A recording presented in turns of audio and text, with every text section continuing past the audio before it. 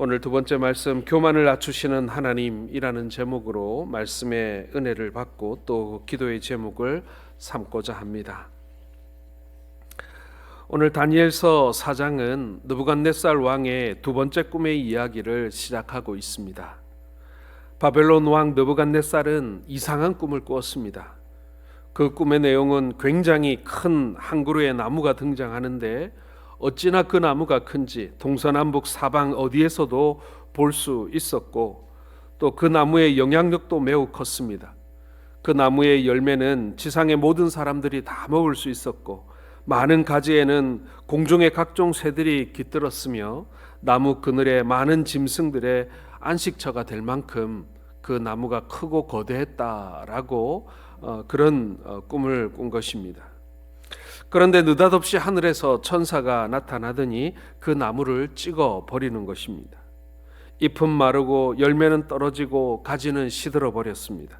그리고는 그 그루터기만 남았는데 그 그루터기마저도 철과 놋줄로 꽁꽁 묶어 버린 것입니다. 그런 고역의 세월이 지나자 그 그루터기에 다시 싹이 돋아났다라는 것이죠. 이 꿈을 꾼 왕은 고민 끝에 많은 점쟁이들과 무당과 박수들에게 그 꿈의 해몽을 요구했으나 해몽하는 자가 없어서 더욱더 고민할 수밖에 없었습니다. 이때 성령의 감동을 받은 다니엘이 다시 한번 그 꿈을 해석해 주는 장면이 나오는 것이죠. 다니엘의 꿈의 해몽은 이러합니다.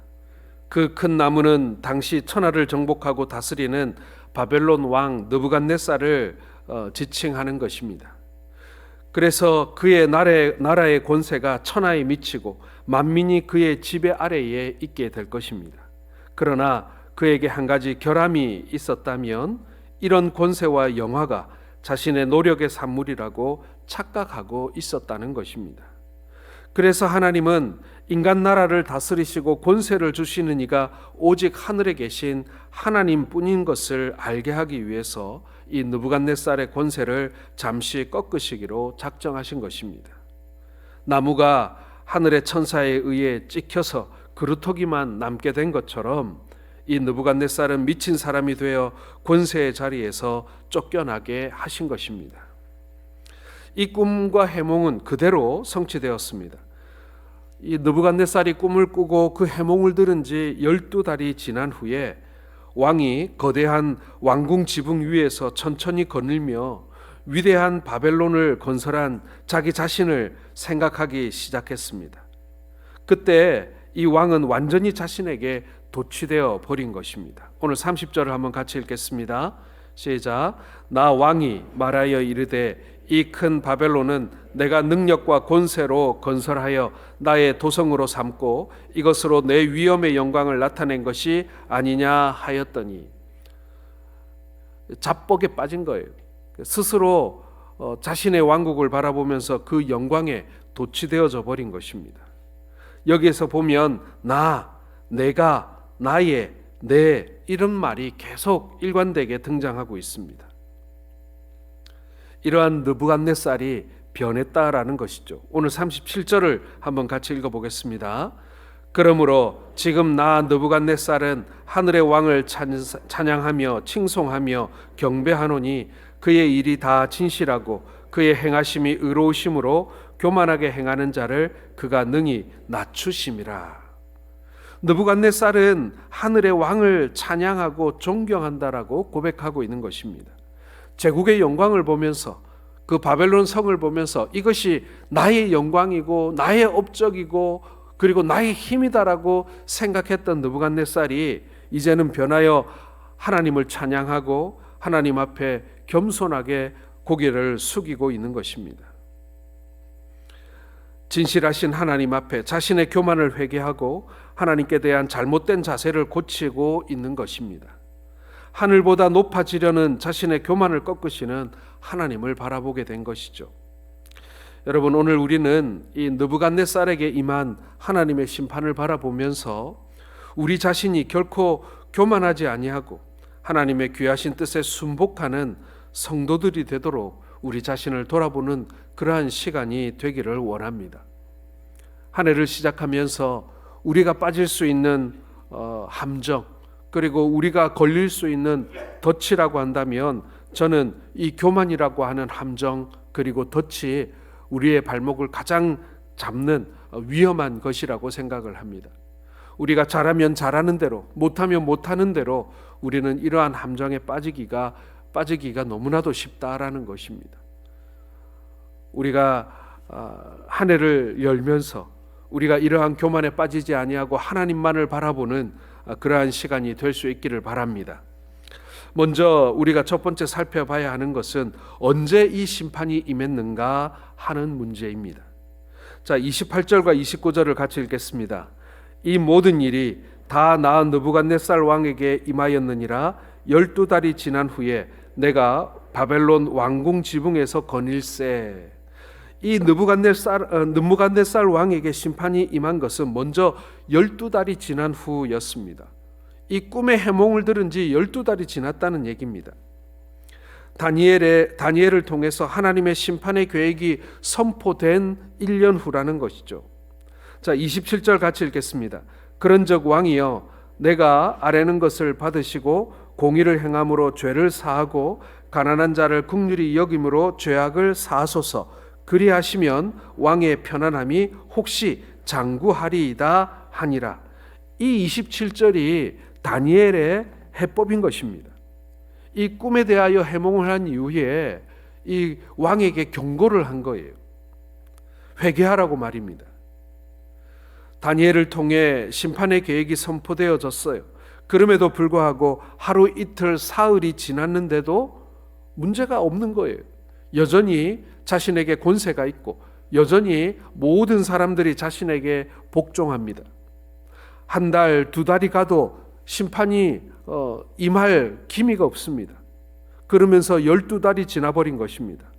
그러자 처음에는 마음 졸였던 느부갓네살 왕은 이제 다시 과거로 돌아가 교만이 하늘을 찌르게 된 것입니다. 왜 여러분 하나님은 심판을 선포하시고 바로 심판을 행하지 아니하시고 12달을 기다렸을까요? 그것은 여러분 우리를 긍휼히 여기시고 회개하라고 주신 날들이다라는 것입니다. 그래서 12개월 곧 1년을 기다리신 것입니다. 그런데 느부갓네살 왕은 그 1년이 지나면서 그 꿈에 대한 충격과 두려운 마음이 사라져 버린 것입니다. 이 본문에서 12달이 지난 후에라는 표현은요, 곧 하나님께서 은혜로 회개하라고 주신 날들이 다 지나간 후에 이렇게 해석할 수가 있는 것입니다. 다시 말씀드려서 유예 기간이 끝났다라는 표현인 것입니다. 여러분, 죄를 범하고 난 뒤에 은혜로 회개의 시간을 주셨는데 아무 일도 없다, 혹은 더 왕성해지고 더 형통해졌다라고 생각하며 회개하지 않으면 느부갓네살에게 임한 심판만이 찾아온다라는 것입니다. 하나님께서 그때그때 즉각 우리에게 벌 주시고 야단치시고 뭐 이렇게 하시면 우리가 금방금방 회개하고 돌아설 것 같은데 하나님께서는 꼭 이 유예 기간을 두신다라는 것입니다. 기다려 주신다라는 것이죠. 그러므로 우리가 먼저 기억해야 할 것은 우리에게 은혜로 주신 기회를 잘 선용하는 성도가 되어야 한다라는 것입니다. 하나님께서 기다려 주시는 그 시간 동안 아무 일도 없네 라고 생각하며 다시 교만함으로 돌아가는 것이 아니라 하나님께서 기다려 주시는 그 시간을 더욱더 두렵고 떨리는 마음으로 회개하고 그리고 다시금 우리의 신앙의 기본기를 추스리고 다시 우리가 출발했던 자리로 돌아가고 그리고 하늘을 다시 우러러 우리 하나님의 얼굴만을 바라보는 그러한 시간이 되어야 하는 줄로 믿습니다. 느부갓네살 왕은 회개하기는커녕 왕궁의 지붕 위를 거닐면서 바벨론을 흐뭇하게 바라보면서 자신의 업적을 확인하였습니다. 그는 이 큰 바벨론은 내가 능력과 권세로 건설하여 나의 도성으로 삼았고 이것으로 내 위엄의 영광을 나타낸 것이 아니냐라며 자화자찬했던 것입니다. 자기 도취에 빠지는 순간, 내가 다 했다고 생각하는 순간, 그리고 나만의 힘으로 앞으로도 잘할 수 있다라고 생각하는 그 순간 우리는 잘못된 길로 들어서고 있는 것입니다. 이렇게 자기 도취에 빠져 스스로 높아지고 있을 때 하늘에서 음성이 들려옵니다. 31절 말씀 같이 읽겠습니다. 이 말이 아직도 나 왕의 입에 있을 때에 하늘에서 소리가 내려 이르되 느부갓네살 왕아 내게 말하노니 나라의 왕위가 내게서 떠났느니라. 느부갓네살에게 경고한 뒤 12달이 지난 것처럼 어느 날 유예 기간이 끝나게 되면 그 심판을 아무도 막을 수 없다는 거예요. 오늘 28절에 기록한 대로 이 모든 일이 다 느부갓네살 왕에게 임하였느니라 라고 하는 결과를 가져오게 된다라는 것입니다. 유예 기간이 끝나기 전에 겸손히 하나님 앞에 엎드렸어야 하는 것입니다. 여전히 하나님 앞에 뻣뻣하게 서서 자기를 드러내면 결국 심판만이 남게 된다는 것입니다. 이제 느부갓네살에게 임한 하나님의 심판의 때를 기억하고 은혜로 주어진 은혜의 기회가 있을 동안에 주님 앞에 엎드리고 나를 드러내지 아니하고 겸손히 주 앞에 엎드리는 우리 성도들 되시기를 주의 이름으로 축원합니다. 언제 심판이 임하는가? 그때 하나님께서 바로 우리에게 벌 주시는 분이 아니라 우리가 회개하고 돌아오기를 간절히 기다리시는 그 하나님을 바라보실 수 있기를 바랍니다. 우리 하나님이 무능하기 때문에 그때 벌 주시지 않는 게 아니에요.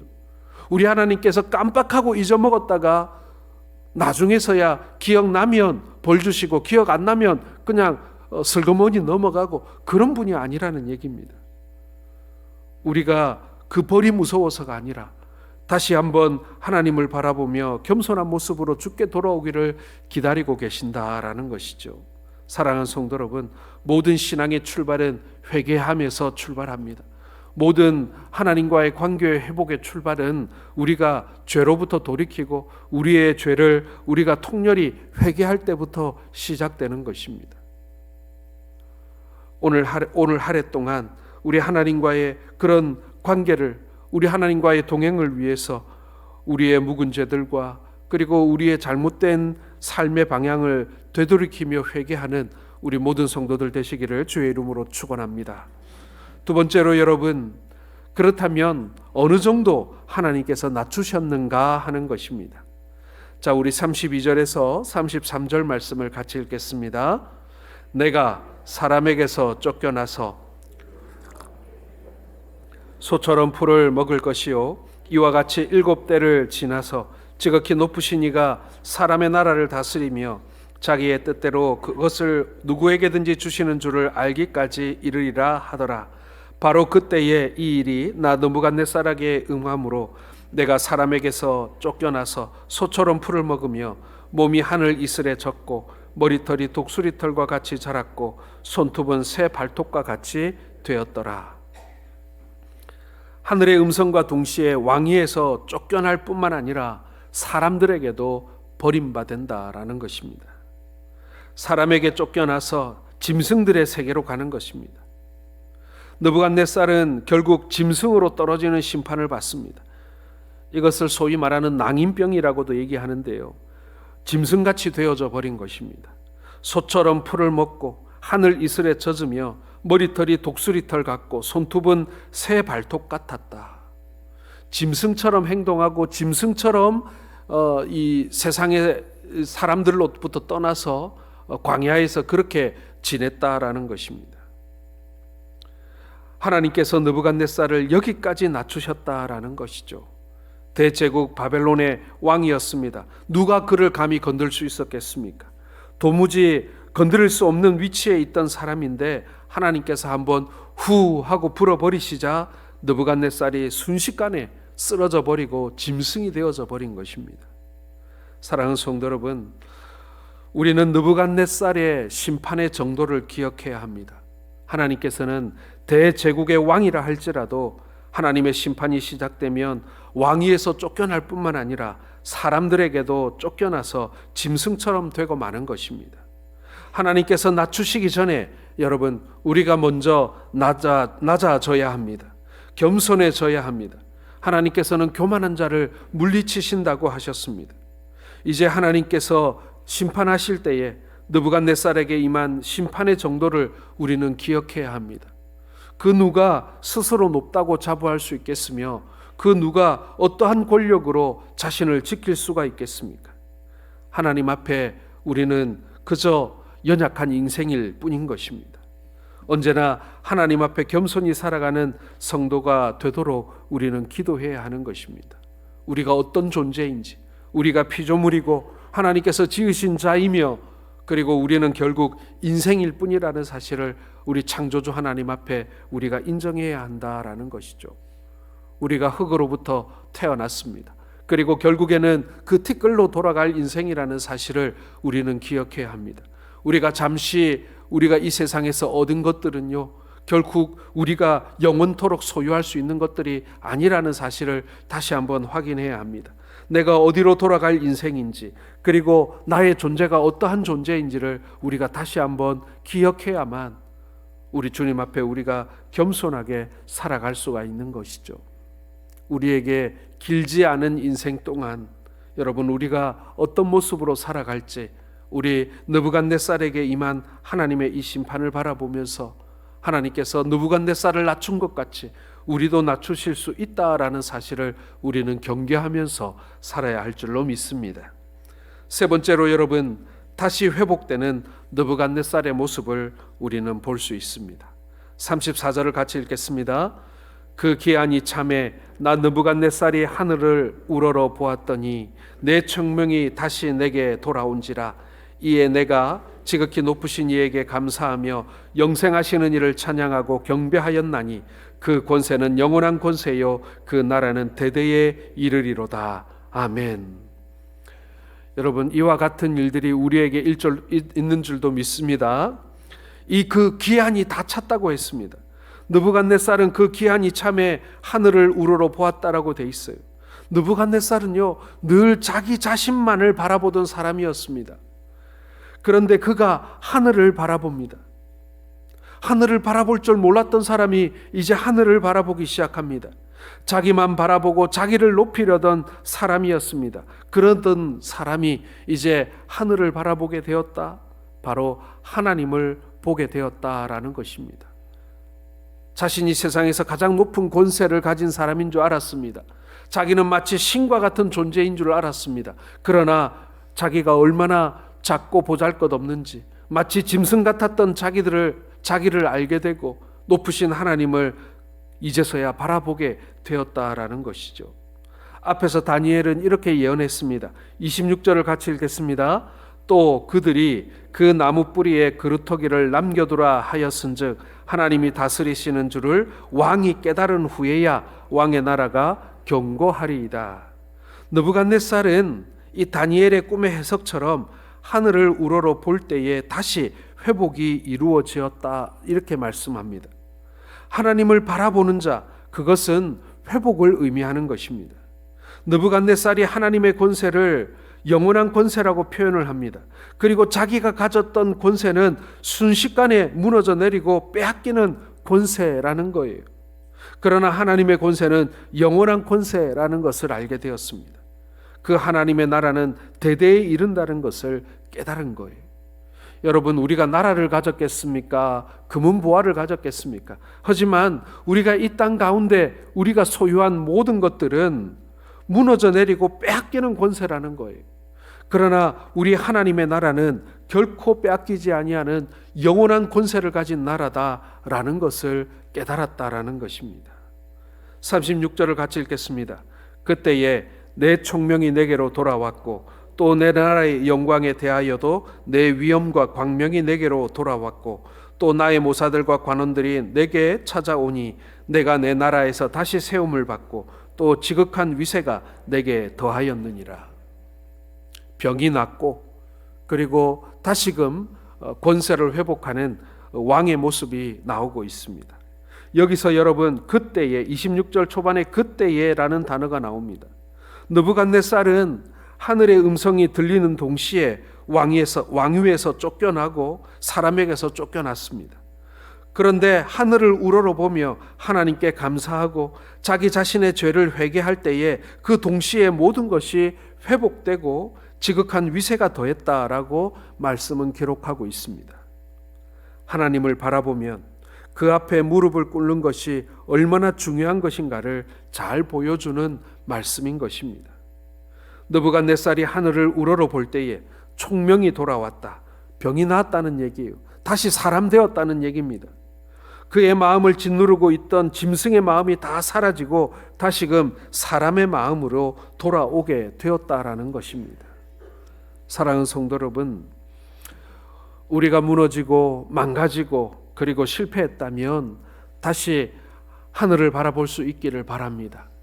하나님께서는 짐승 같았던 느부갓네살을 다시금 사람의 마음으로 돌이켜 놓으셨고요, 모든 것을 다 잃고 쫓겨난 그에게 다시금 그의 나라의 권세를 돌려주시는 분이십니다. 느부갓네살이 교만한 마음을 낮추고 하나님을 바라볼 때 모든 것이 회복되고 다시 정상의 자리로 돌아왔습니다. 잠언 16장 18절에 교만은 패망의 선봉이요 거만한 마음은 넘어짐의 앞잡이니라 라고 말씀하셨습니다. 느부갓네살에게 임한 하나님의 심판을 기억할 때 은혜로 주어진 은혜의 기회가 있는 동안에 여러분 주님 앞에 나와 엎드리고 그리고 겸손히 주만 바라보는 우리 성도들 되기를 소원합니다. 또한 하나님께서 심판하실 때에 느부갓네살에게 임한 그 심판을 기억하면서 우리 주님 앞에 겸손히 살아가는 우리들이 되어야 할 것입니다. 그리고 마지막으로 느부갓네살이 하늘을 바라봤을 때 하나님께 감사하고 회개할 때 회복이 임한 것을 기억하시기를 바랍니다. 우리의 삶에 무너진 부분들이 있습니까? 우리의 가정에 무너져 버린 부분이 있습니까? 우리의 인생에 우리가 잃어버린 것들이 있습니까? 여러분, 다시 회복되기를 원한다면 겸비한 마음으로 다시 우리 주님의 모습을 우러러 보시기를 바랍니다. 그때 주님께서 그 모든 것들을 회복시켜 주실 것입니다.